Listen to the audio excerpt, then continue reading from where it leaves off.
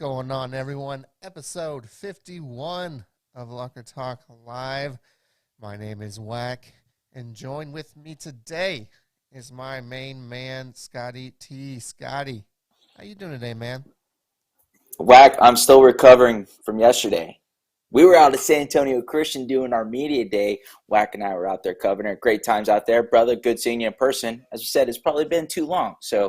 But we'll see each other next week. We're at Austin Regents next Thursday. So be sure to follow us on our social media channels to follow along, especially TikTok. A lot of kids are in the TikTok these days. So go check us out there. But it's Friday, so I'm always doing good on a Friday. Got Game 3 of the World Series tonight. Astros in Atlanta. Go Stros. And then more Texas high school football, which is why we're here to break down some of the biggest games for you to keep an eye on. Yeah, very good Friday indeed. Go Braves. No, I don't know. I don't really have any rooting. Whoa. No, Easy, bro. Well, hey, Shayna's a Braves fan, so, gotta it's one of you's But gonna you're lose. Not. I don't know. But technically the Stros are a rival of the Rangers, so can I root for the Rangers? Or not the Rangers, can I root for the Astros? I don't think so. I don't know, man. Fair. That's fair. I don't really have. I won't knock you for that. I don't really have a vested interest in this. I'm not of the the Stros are cheaters and I can't root for them ever again type of thing. Hey, if you're not cheating, you're not trying. That's what I say. I'm just kidding. That's not the official position of anybody, and I'm joking. So let's move on. Go Astros. Oh man, but anyways, yes. So we have another day of pick'ems here today. Got 6 games lined up for you. Are you ready to get into it, Scott? Yes, sir. Let's do it. All right. Well, while we get this ready to go, I'm going to find my notes for some of these. The first one we will do is Smithson Valley taking on East Central. As people may or may not know, Smithson Valley had a bit of an upset last week, or they were upset last week. Judson came into town, and I think no one expected them to get that win. Judson had just fired their head coach, had an interim head coach, and Judson came out inspired and beat Smithson Valley in the waning seconds of that game. And now they come in and face East Central. East Central, I mean, they're not a great team, but they're a team that can kind of get you.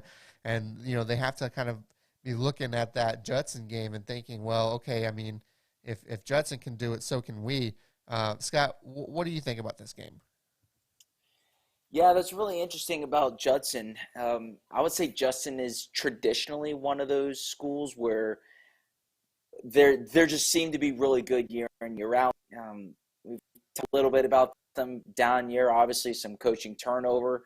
Maybe that just kind of got the cup. They wanted to prove that, hey, we're still Judson. And maybe Smithson Valley was sleeping on them a little bit. So it's going to be interesting to see how Smithson Valley bounces back after an unexpected loss, because teams lose throughout the year. It just very rarely does a team still go undefeated in the year. So I do expect Smithson Valley to bounce back and come up with the win against East Central this week. So I'm picking Smithson Valley for this game. This game is interesting on a couple of levels when you take a broader look at District 27 here in the 6A Region 4, simply because if, Judson has like a 20-something year kind of a playoff, making the playoffs. They have like a 20-something year record on that. And there's still an outside shot that they can make the playoffs.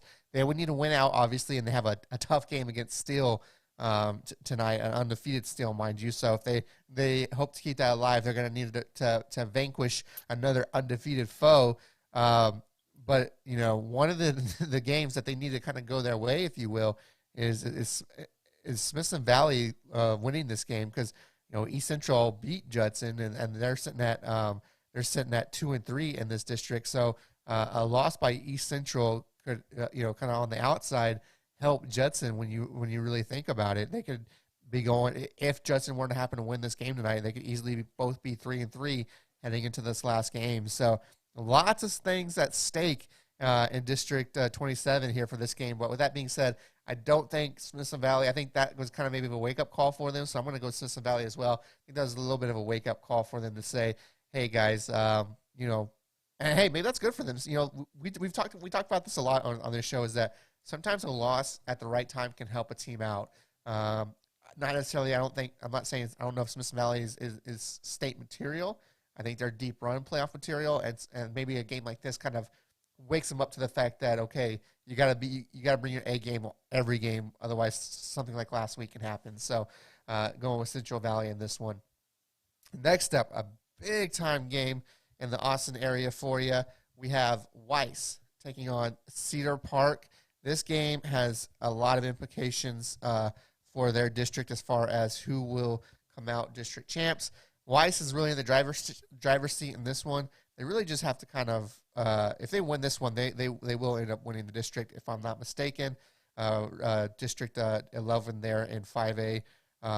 Looking at the records now, they're in the driver's seat. If they win this one, they win out. I think they've already played Manor, who is, let me double check this. It could be, pull up their schedule now.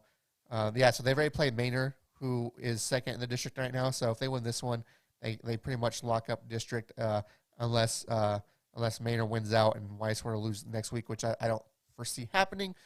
But with that being said, what do you think of this one, Scott?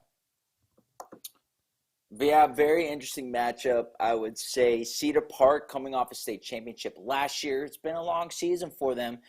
Looking at their schedule, they had a tough week against Vandergrift. Vandergrift is in week 1.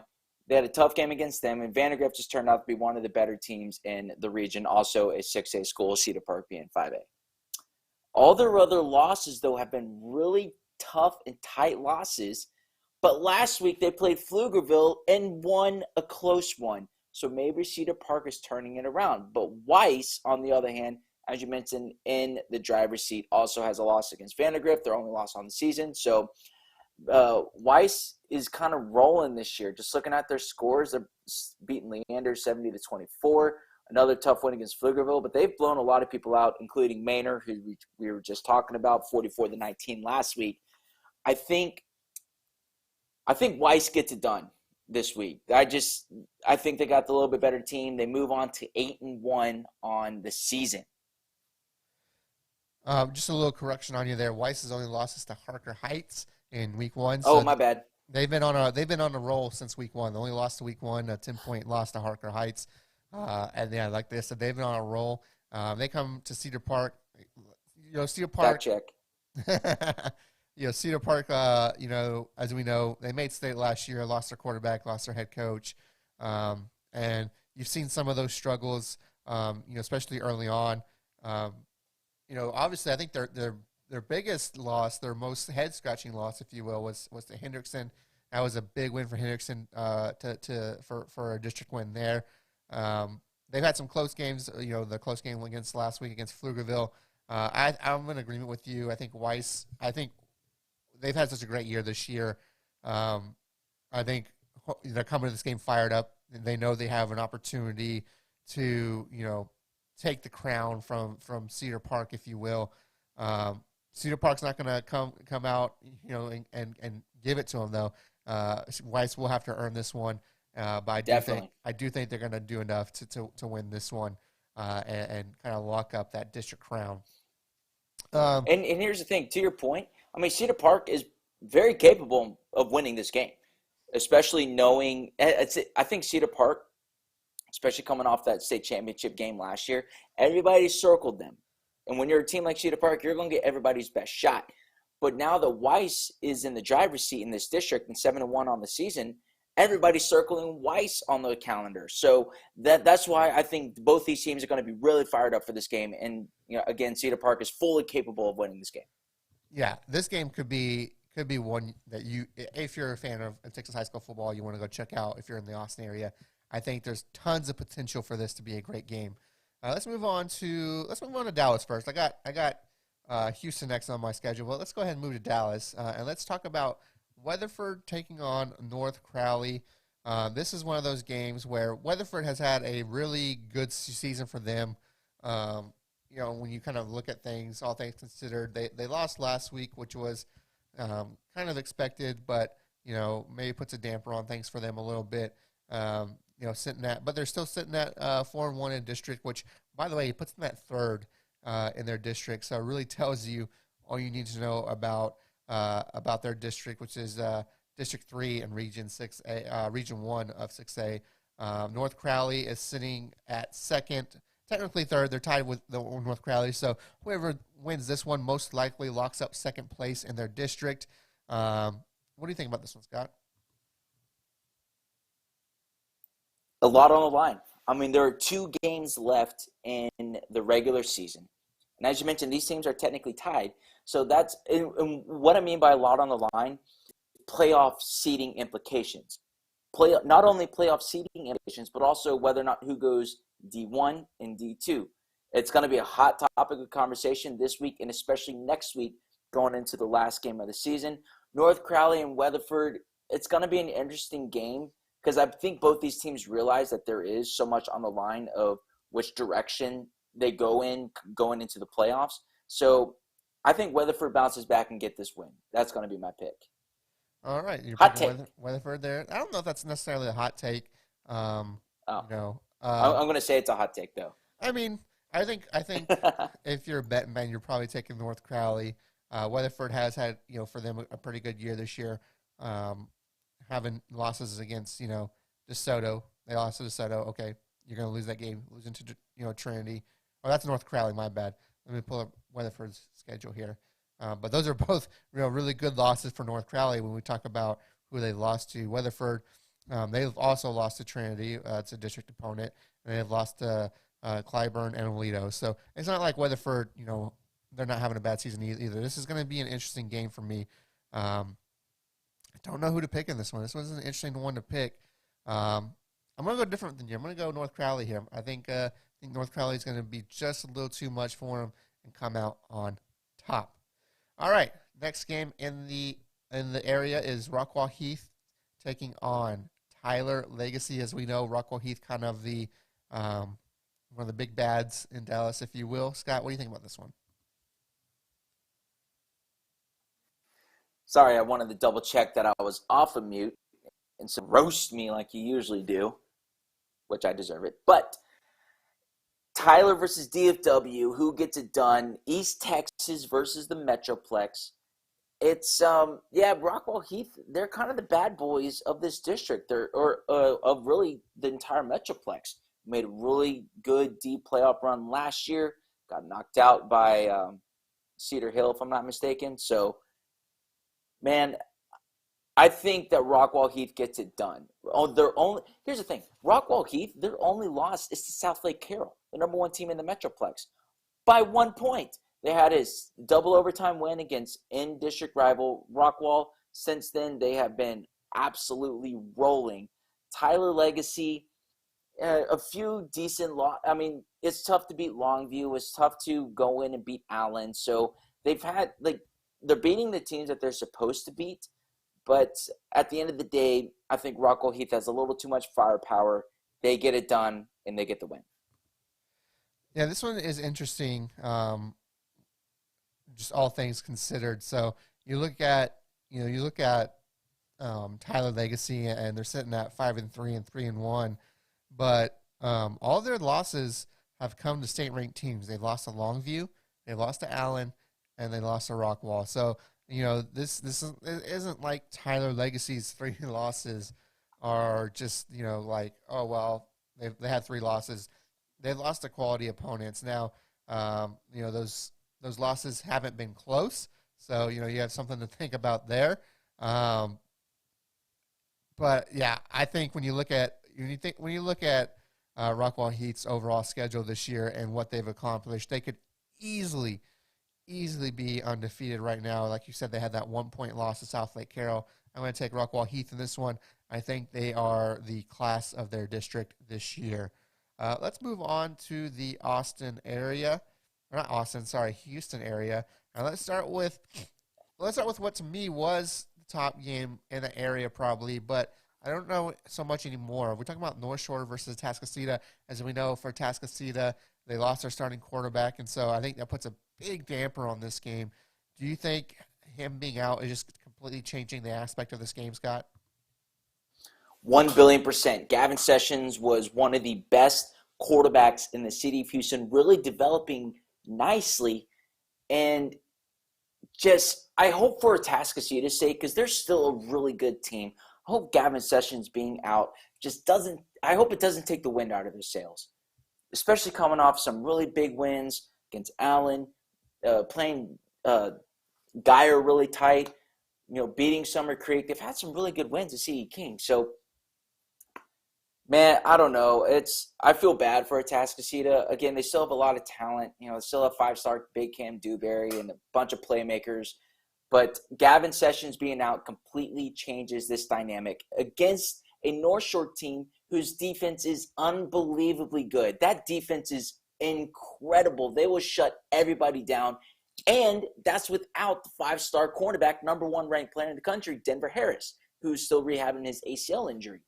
So I think North Shore wins this game, unfortunately. If you would have asked me this about 2 or 3 weeks ago before Sessions got hurt, I might have picked Atascocita. But North Shore is going to be North Shore, and that defense is so good. And without their quarterback, I think North Shore gets this win. What do you think, Josh? Yeah, once we heard that Gavin Sessions wasn't going to play for Atascocita, I think the outlook of this game completely changed. I'm not saying Atascocita can't come out and maybe shock the world, if you will, but when you look at North Shore this year, it's been their defense. Their defense is the reason they've only lost 1 game this year. I mean, just look at their game last week against CE King, 17-0, right? It really shows you that their offense isn't as high-powered as it has been in years past, but their defense is humming on all cylinders. And now you have to put in a quarterback that hasn't played in all year. North Shore should easily, their defense should just tear apart the Atascocita offense, unless maybe they rely on the run game. Maybe the run game comes alive.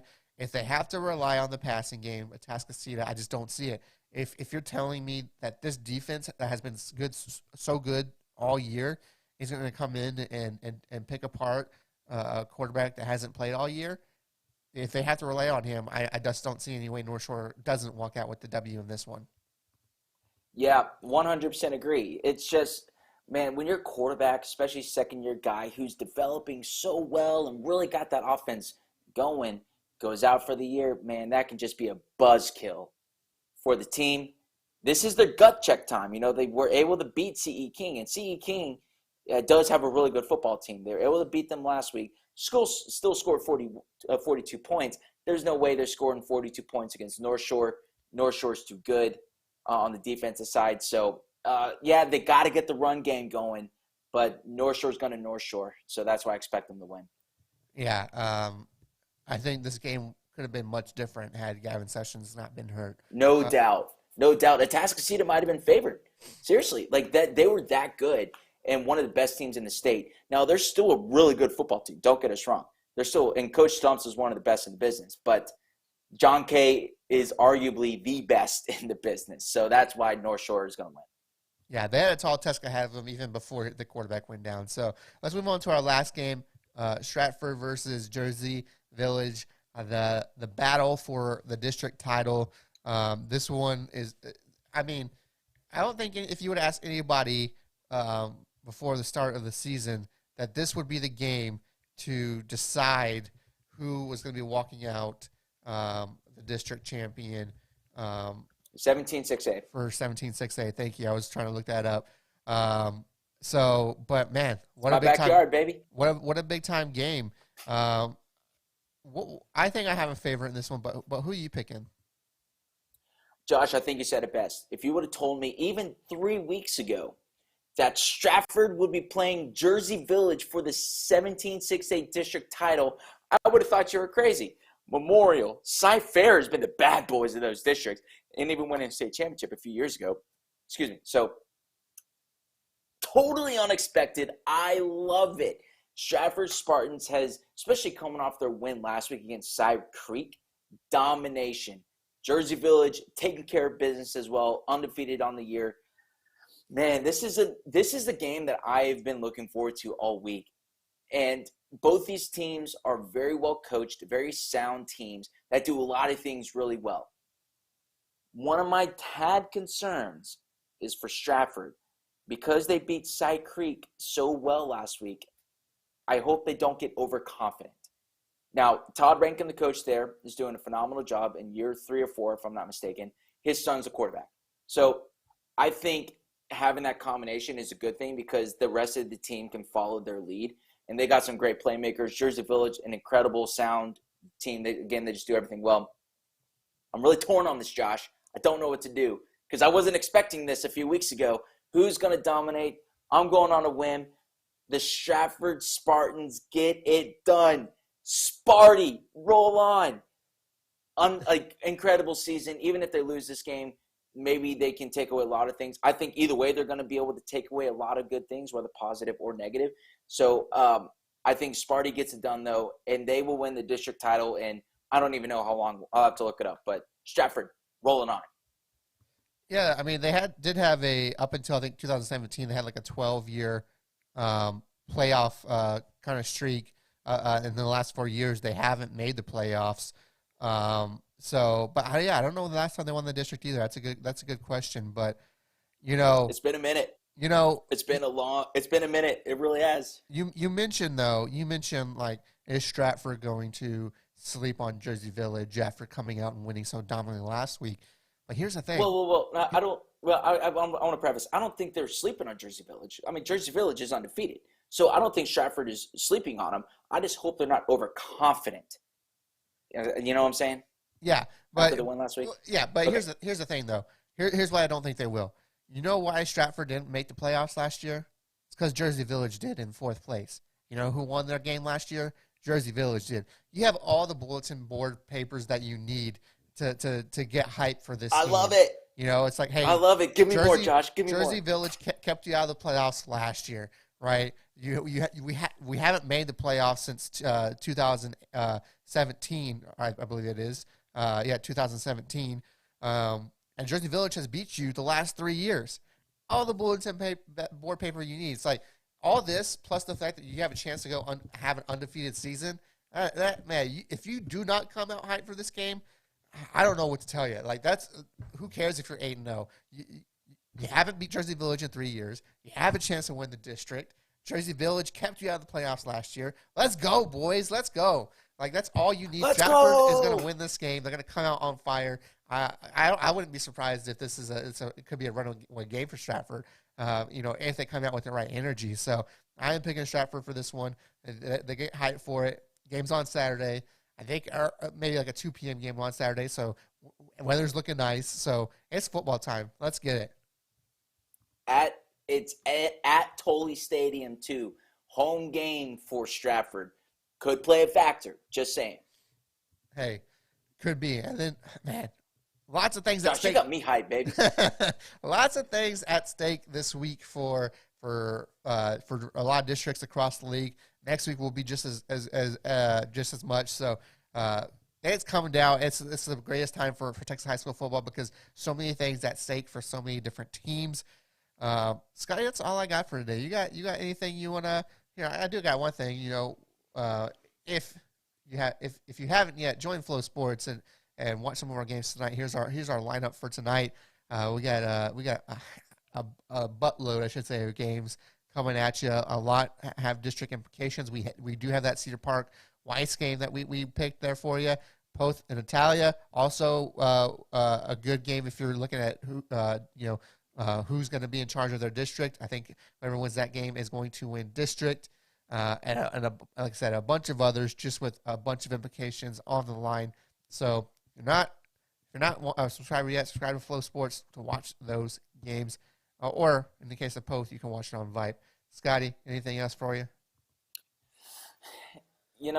I think at this point in the season, we got one more weekend here, and then next week is the last week of the regular season. So we already have a general idea of who's going to be making the playoffs. What this week and next week are going to determine is who's going Division I and Division II. So that's why there's a lot on the line.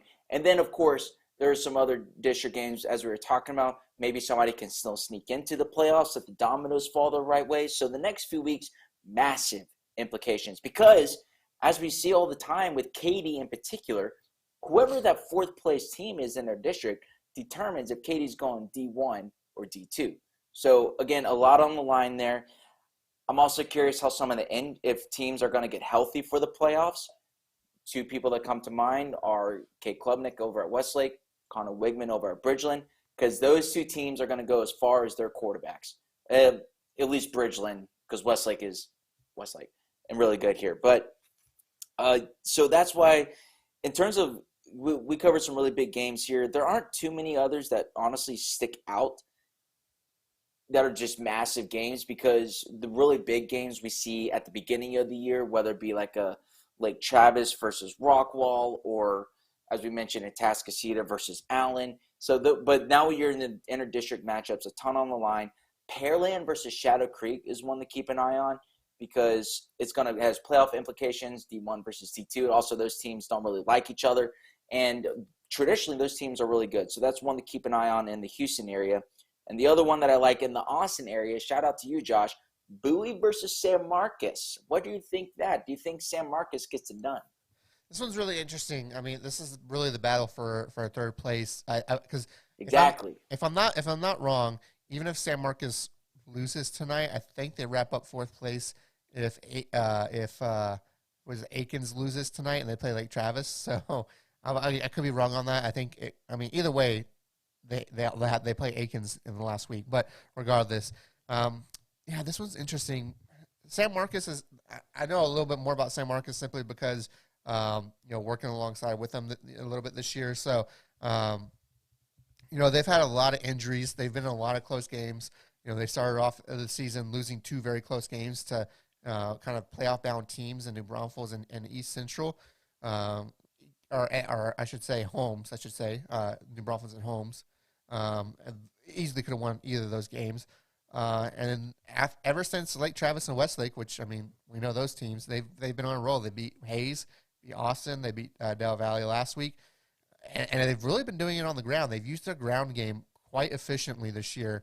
But then now they have to face Bowie, and Bowie's only two losses are, if you haven't guessed already, Lake Travis and Westlake. So they've had they've had a pretty steady season this year. And the one thing you can really do is look at similar opponents, right? And you look at some of these scores, and they fare up fairly similar. I think Bowie has the edge in this one, but I think if San Marcos can keep up its running attack, take away some of that clock, not have any big mental mistakes, I think they have a shot to win this one. Yeah, no, it's going to be. I do expect San Marcos to get up and get ready to fight in this game. I think it's going to be a tough-nosed matchup. Bowie probably has the edge, but again, San Marcos is fully capable in this game.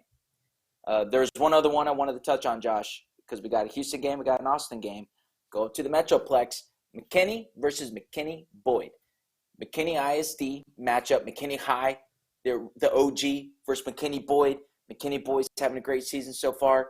They've had a couple of losses now on the year, but they're still having an incredible season. This is one impressive McKinney ISD Stadium, one of the biggest, nicest stadiums in the state of Texas. I expect both these schools don't really like each other. They just don't. That happens because they all know each other and they want to beat each other. Love the rivalry games. So big rivalry game in McKinney ISD, McKinney High versus McKinney Boyd. I think McKinney Boyd probably gets it done. They're just a little bit better squad all the way across the board. But McKinney High, they're hype. And those rivalry games, anybody could win. Definitely. And, you look – the only games they've lost are to Allen and Denton Geyer this year. So right. maybe not your quote-unquote team of destiny, but they've been a great team this year. So I'd be surprised if they did not walk away from this one. Of course, like you said, you got to add in the rivalry aspect of it. But, yeah, I would think Boyd wins this one. So any other games you want to talk about before we get out of here, Scott? No, man, I think we're all good. I hope everybody enjoys some great Friday night lights.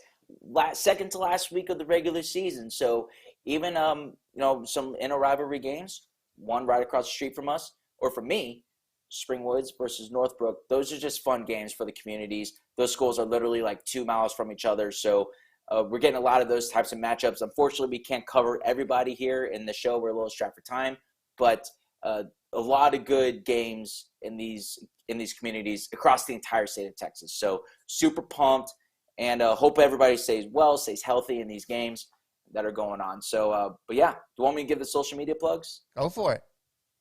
Man, go follow us on social media at VYPE Houston on Twitter and Instagram, at VYPE Texas on Facebook. Go to thevype.com. Check out all this amazing content. Malatesta, he did his crystal ball, who's going to be making the playoffs and what region they're probably going to go to, so you can go check that out. And then while you're out there, go ahead and sign up for some VYPE Insider, premium content, videos, rankings, the whole 9 yards. So go sign up, $2.99 a month or $1.99 if you want to pay annually. That's what it comes down to, $1.99. So, there it is, baby. Yep, go sign up here. Premium content. It's growing. We got some more awesome stuff coming down the pipeline as well. And while you're watching us here on YouTube, click that subscribe button to stay up to date with all these awesome videos that we're about to drop. Definitely. And you know, like I said, subscribe to that YouTube page. We got shows almost every day. We try and do every day. But, of course, we wear so many hats in this company that, you know, for instance, we couldn't do one yesterday because we had to be at the photo shoot in San Antonio. But we did have that VYPE podcast come on at noon instead. So try to balance it out where we can. We'll have the plays of the week tomorrow, and then we'll be back on Monday to break down everything that happened in DFW, Austin, and San Antonio. Should be some really interesting kind of notes to point out as we head into that last week of the season. Till then, I'm Wac. That's Scotty over there in Houston. It's been Locker Talk Live. And we'll see you at the games.